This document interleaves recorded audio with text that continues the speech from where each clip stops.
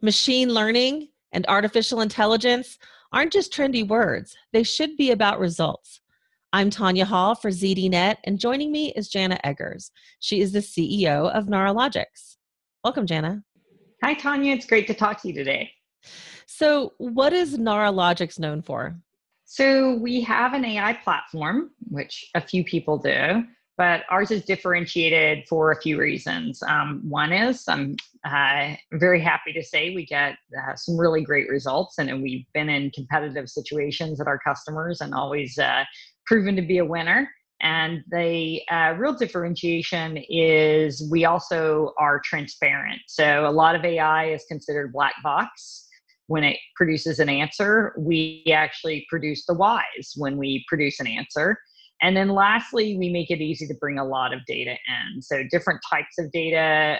You'll hear people saying in the big data world that 95% of the time I'm doing or machine learning, sorry, when I go into the jargon.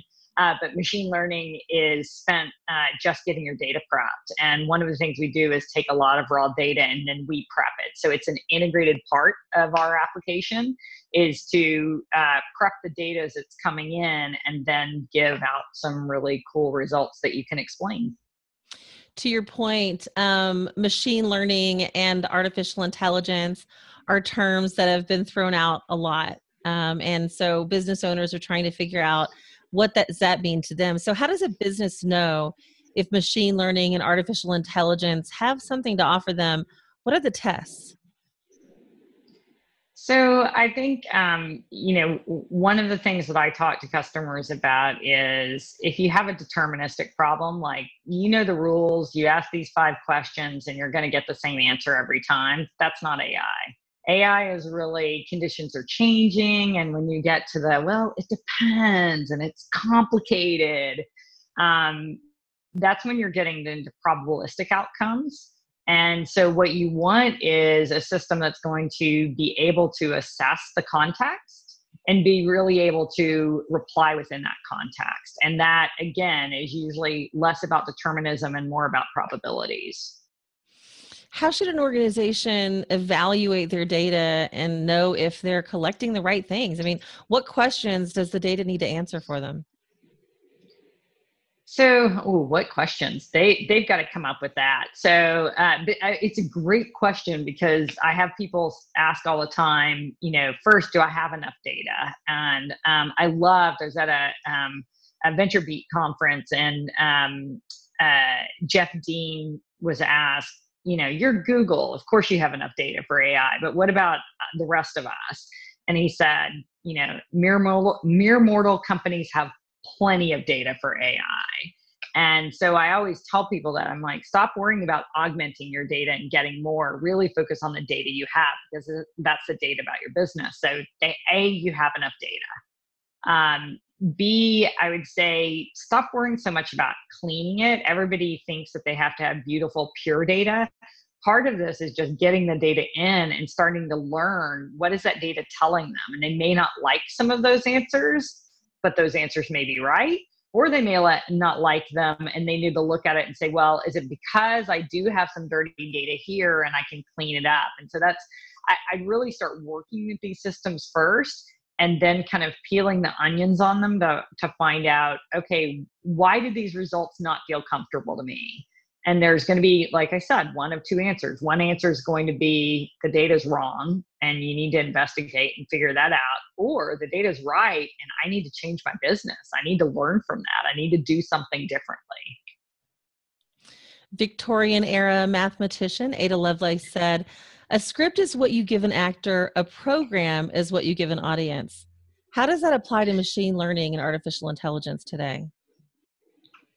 So gosh, it relates to both of your questions. That was really good. I'm impressed. You tied them together, which is, I think that a script is kind of like the determinism that I said. You're writing down everything that someone should say. But the program is more like, how it all comes together. And every actor knows they get on stage and something happens and how do they recover? And if you just stop and you have to start over, think of the experience that gives the audience. That's not a program, right? And so I think that's it. That's so, what you're trying to do is produce some amazing result. And if you're just following a script, you're not going to get there. So you need to, what is the embodiment of what you're trying to accomplish in that result? What are some of the applications and software tools that you'd recommend a business looking to dip their toe into machine learning and artificial intelligence should use? Oh, wow. There's so much available now, which I think is great. The first thing that I would do is use your entire organization. I think that's probably the biggest mistake that people don't do. They look at AI and machine learning, and they treat it kind of like a SEAL Team 6 operation. And it's, this is all about the technology, and it's really not. I did a talk at a Rug AI, I think it's been about a year now, called "It's the Org Stupid." And what it was is I had read an article, an HBR article, and it was all about Unilever's insights engine. And I was excited because I'm like, oh, they're going to talk about which technology do they use, right? And I read it, and it was all about their organization and how they enable their organization to derive insights from their data. And I mean, I literally had a, smack my head moment, which I was just like, I can't, face palm, right? And it was like, I've been missing this the whole time. It's really about the org. And if you don't, so that's the first thing I'd say is your tool is your organization, because your organization knows your business the best. Then the next thing is, it doesn't really matter. I was asked, I did a webinar yesterday, and we were asked, do you use R or Python? And, our engineers will say Python.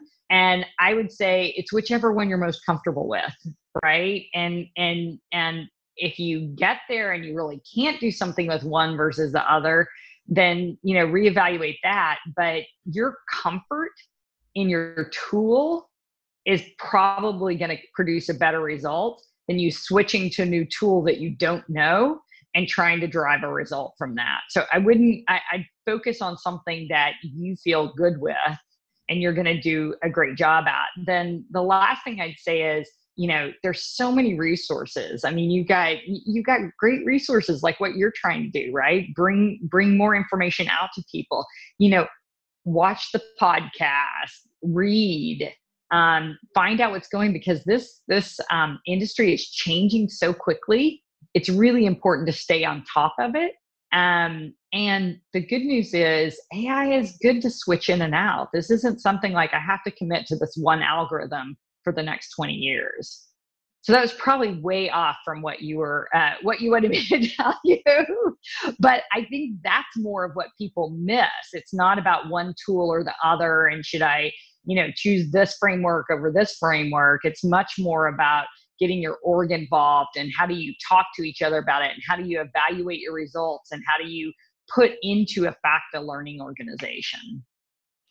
Jana, you made a valid point. In fact, you've got over 25 years in supercomputing and computational chemistry, and you've worked on SaaS products before SaaS was a thing. How has that changed? Are we talking, about them, and are we taking them in the right direction? Yeah, I think that, for me, it's, I don't know, the more things change, the more they stay the same. It's, when I was out and doing the computational chemistry work out at Los Alamos, I was using neural nets, right? And it really isn't much different from what we do with deep learning now. And it was a great tool. It's just, a better, higher quality tool because some of the components of it have improved, and that's great. I think that what's exciting now is it's more accessible to everyone. And so the thing that I have said is, what's exciting is we have so much data and compute power now. What I was doing out at Los Alamos that, would take me 3 to 6 months when I was out there, I think you have the tools now to get something like that done in a month, and you have the data, had it available there, but you have data like that available now because you have text and you have images that are just available to start trying something and testing on it. So that's what's exciting, is the compute power and the data. Now, what I really want to see the industry doing is focusing more on results. I do think that's something that has kind of shifted. We've gotten really excited about the technology, and I think we need to kind of loop back around to the results. So before, I think because it was so expensive, you really were clear on the results that you were trying to drive.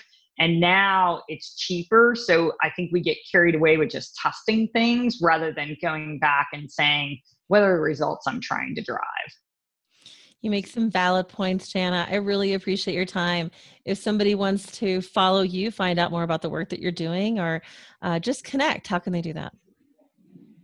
I'm pretty easy to find. So if you just search for JANA space EGGERS, you're going to find me. But I'm on Twitter, LinkedIn, I'm jana@neurologics.com. I can't tell you I get every single email right and quickly, but I try. And I'm always super happy to chat with people about AI, and in particular about how you implement AI in the enterprise. Well, I appreciate your time, that's for sure. And you've got some great advice. Hopefully people will connect with you to get some more in-depth supervision. If you want to connect with me or maybe follow more of my interviews, you can. You can do that right here on ZDNet or Tech Republic. Or if you want to connect with me, you can go to my website. It's tanyahall.net. I've got links to all my social sites, Facebook, LinkedIn, and Twitter. In fact, if you want to chat, I hope you'll follow me on Twitter. I'm at Tanya Hall Radio. I'd love to hear from you. Thanks for watching.